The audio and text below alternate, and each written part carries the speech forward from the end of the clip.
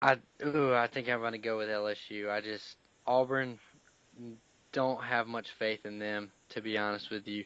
Um, but I mean, you never know. Auburn could come out and beat LSU, but judging by the highlights and stuff that I saw from last week, I got to go with LSU on this one. Well, it's the first one we've agreed on. So now we're going to flip it over to NFL. And the first game I'll talk about is Tennessee at home against Oakland. Oakland coming off a loss to Atlanta last week, where we missed that pick. And Tennessee is favored by 1.5 at home over Oakland. Who you got? This is gonna be my upset of the week. I got the Raiders. Derek Carr, he's a good quarterback.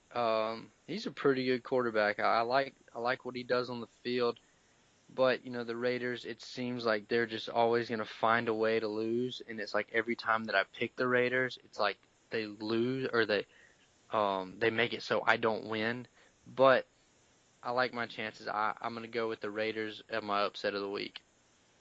I'm going with Tennessee in this one. I think them being at home is going to give them the advantage, and I think they win on a last-second field goal at the end of the game. I think that they make Wow. a drive and win on a last-second field goal to beat the Rams at the end.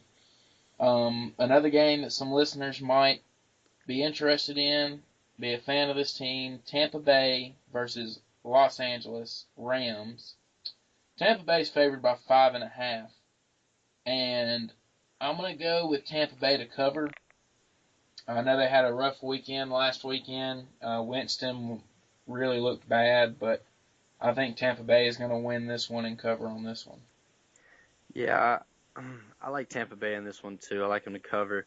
The Rams, they looked terrible against San Francisco, but then they looked pretty good against Seattle. You thought I, they looked good? well, I actually See, didn't I see the did. game. You I know, actually, you know that. Well, they're the first team to ever be 1-1 and have not scored a touchdown. really, Yeah, huh? Well, I say they looked good. I didn't see the game. So really, I kind of used context clues to say, oh, they beat the Seahawks. So yeah, they looked good. But well, the Seahawks hadn't I scored yet mean, either. I don't think they win at home, but I don't think they're gonna win on the road. Yeah, I don't, and it's gonna be hard for them to produce any points. That's why I got Tampa Bay winning that one. But yeah, the Rams and the Seahawks have yet to score a touchdown yet this year. So, and it's Wow. interesting when you look at it because Seattle's now favored by 9.5 over San Francisco this week, and I think that's kind of interesting considering the fact that Seattle hadn't scored a touchdown. But another game, our Monday night game that we'll talk about because we have some listeners that'll be interested in this, probably fans of both teams. Atlanta and New Orleans. It's in New Orleans, and New Orleans is favored by 3. I am going to take Atlanta. The Falcons looked pretty good against the Raiders last week. The Saints just Drew Brees. Drew Brees is very good. He's got a good receiver in Willie Snead. Very good. Very good hands to throw to. However, this is a big rivalry. I just I'm thinking the Falcons are going to actually pull it out.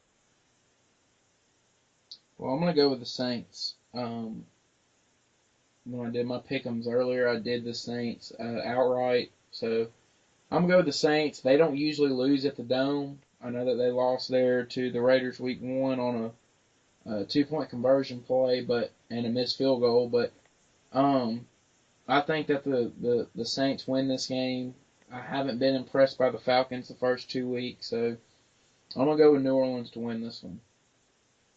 And then the last game we're gonna talk about, Jacksonville and Baltimore, and this is an interesting one. The first one that me and you've ever done. It's a pick'em game. Nobody's favored in it. It's even. So who do you got in that one? This one I am going to take Baltimore, and that is my lock of the week.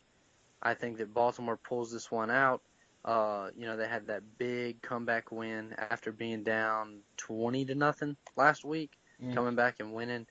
That was a big win for them, and that I heard some things about Joe Flacco. I heard uh, on the sidelines people said that he was over there. Okay, so what? When they were down 20 to nothing. So I feel like he's a pretty chill guy. I feel like he's a pretty calm, collected quarterback. I like Joe Flacco and the Ravens to pull it out against Jacksonville. I'm actually going to go with Jacksonville. I had the chance to watch Jacksonville at home week one against the Packers, and the heat in Jacksonville made a difference in that game. The Packers being a team from the north, they weren't used to the humidity, and it really affected them. They had some players go out with some cramps and some heat problems, and I think that you could see Baltimore face the same, being up, from a northerner state, and I think they could face the same problems. And I think the Jaguars are improved. I said it last week on the show. They've got Fowler and now Jalen Ramsey on defense. They got Blaine Gabbert, T.J. Yeldon on offense to go along with Allen and Robinson receiving. And I just think that I think Jacksonville is going to be able to get their first win of the year and be able to beat Baltimore this weekend. So I'm going to go with Jacksonville on that one. Wow. So I think we only agreed on one pick. Is that Yeah, right? I No, think the two LSU game's picks. the only game. Well, you picked Tampa Bay too, didn't you? Oh yeah, okay, so two of them, Tampa Bay and LSU and Tampa Bay. Wow. So what was your record last week? 4-4. 4-4. I was 5-3. Yeah, well, I was a little bit better than I was the week before. So that's what I was hoping for, some improvement. Get this, so New England and Houston is now a pick'em game for Thursday night football. New England and Houston. Wow. I'm gonna Yeah, have to look more into that game. yeah, both Uh, teams 2-0, but I think the big thing in that one is, Garoppolo went out with an injury last week, and now the quarterback for New England, if Garoppolo is unable to go Thursday night, is Jacoby Brissett, who was started out at Florida and transferred to NC State. So that would be the quarterback for New England. Huge drop off from Tom Brady, who they could have been playing mhm. with, had all this stuff not gone on with him. So, but yeah, that's two pick'em games in the NFL this week. I don't know if I've ever seen that before. Yeah, it's pretty crazy. It's also wild at how often there's really close games in the NFL. It seems like every single week there's multiple games settled by a field goal, or like a last second field goal or something. That's that's pretty wild. You don't really see that too often in college. I mean, you do see it like, obviously it happens every weekend, but it's like there's only Yeah, I mean 32 it's teams. a weekly thing in the NFL to have multiple games that end like that. And I think it just shows that those guys are the best of the best going at it, man. And they're the best. They're the best football players in the world.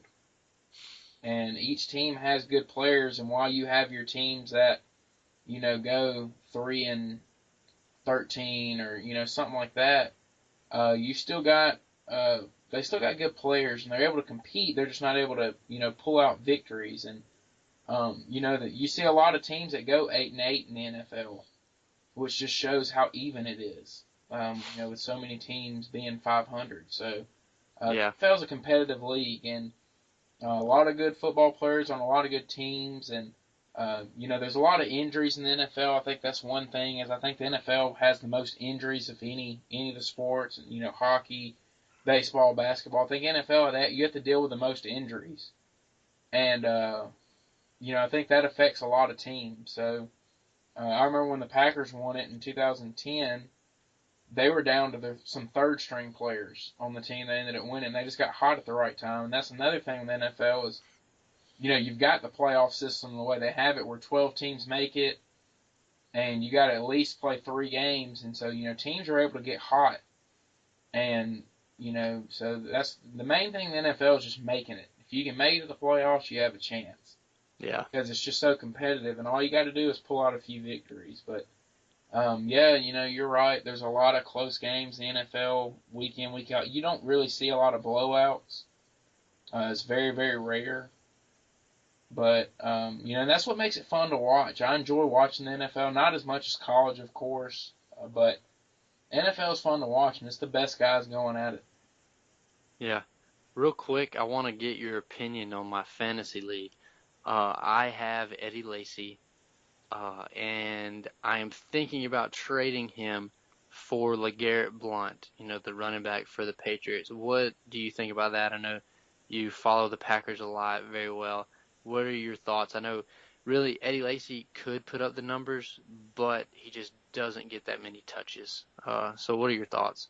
Well, I actually have him on my fantasy team as well, and he does get, in my opinion, he does get the touches. He had 12 carries last week, was able to get 50 yards, got to the end zone and wasn't able to get in at the 1 yard line, which, really affected his score when he wasn't able to get in. I would keep him because Blunt has kind of battled with some injuries the last few years, and he's kind of been a guy that hadn't been able to stay healthy, so he's kind of a liability on your team. But I think Lacy will eventually get the carries. You got to, his first 2 seasons he was over 1,000 yards rushing, Yeah, and last year, even though he was fat, he still rushed for 758 yards and missed 3 games. yeah, you're So right. I think Lacy's a good pick, and I think one thing that hurts him is he doesn't get in the end zone much because they throw it around. So the Packers are a pass first team without a doubt. They got a lot of weapons. After this Sunday, though, I don't. They got a lot of figuring out to do on the offensive side of the ball.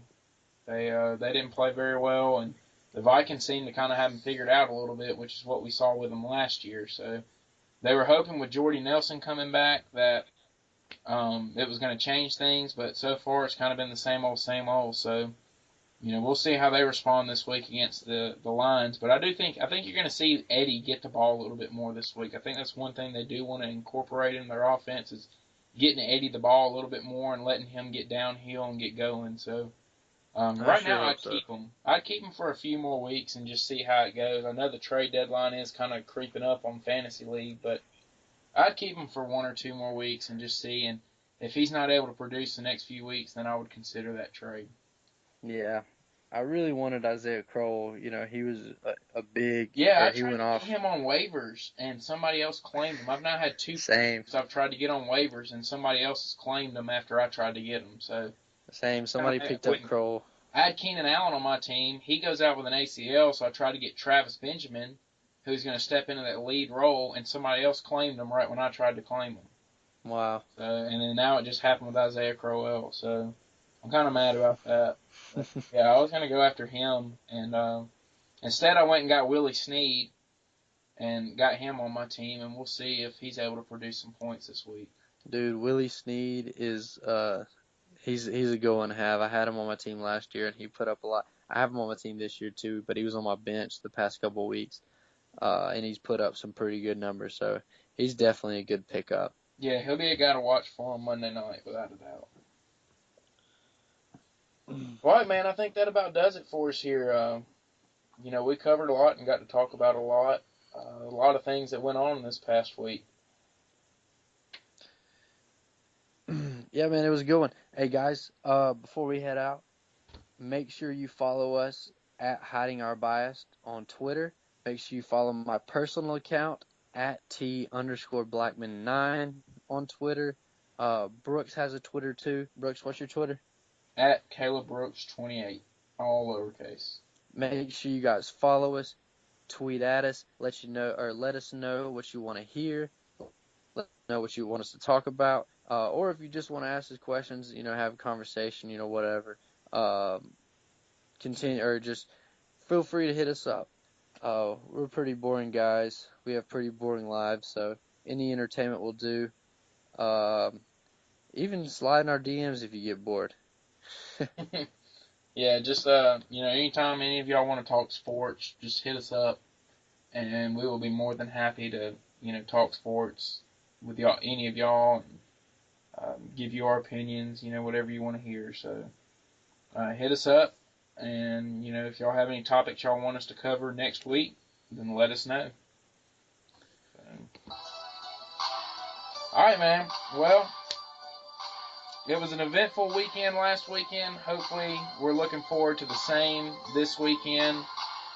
Two good games starting Thursday night. You got Georgia Tech and Clemson, and you got New England and Houston. So